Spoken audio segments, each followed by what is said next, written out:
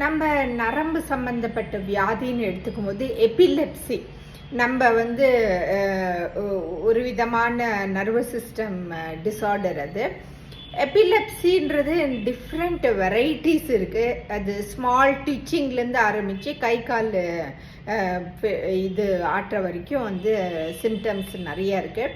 பட்டு சின்னவங்களுக்கும் வரலாம், அதை வந்து பெரியவங்களுக்கும் வரலாம். டிஃப்ரெண்ட் ஏஜ் குரூப்ஸ் இருக்கும்.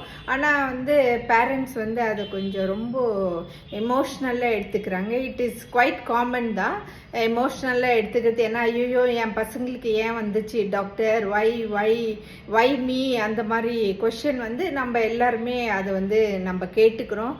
ஆனால் வந்து டாக்டர்கிட்ட செக்கப் போங்க, எல்லா இன்வெஸ்டிகேஷன்ஸும் பண்ணுங்க, அவங்க கொடுக்குற மாத்திரை மருந்து எடுத்துக்கங்க, கூட நீங்கள் அவங்க கூட டைம் ஸ்பெண்ட் பண்ணுங்க. ஹோலிஸ்டிக் அப்ரோச்சில் நிறைய தெரப்பீஸ் இருக்குது. அதை வந்து பசங்க கூட உட்காந்து நீங்கள் டைம் ஸ்பெண்ட் பண்ணி அவங்க கூட செய்யணும். மெடிடேஷன் ஆகட்டும், யோகா ஆகட்டும், பிராணயாமாஸ் ஆகட்டும், எல்லா வெரைட்டிஸ் ஆஃப் இதையும் அவங்க கூட ட்ரை பண்ணும்போது அவங்களுடைய பிரெயின் ஸ்டிமுலேஷனும் நடக்குது. ஃபிசிக்கலி வந்து அவங்களுக்கு ஒரு எமோஷன்ஸ், லவ், பாண்டேஜ் இத்தனையும் கிடைக்கும்போது எந்த ஒரு மெடிக்கல் இஷ்யூஸும் நம்ம வந்து ஓவர் கம் பண்ணலாம்.